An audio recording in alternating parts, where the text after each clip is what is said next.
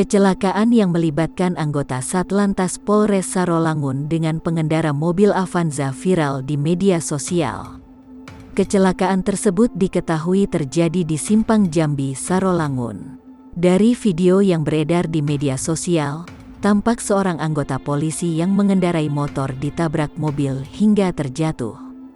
Anggota polisi itu kemudian menyuruh pengendara mobil untuk jongkok. Tak lama kemudian, rekan oknum polisi itu datang dan diduga menendang pengendara tersebut.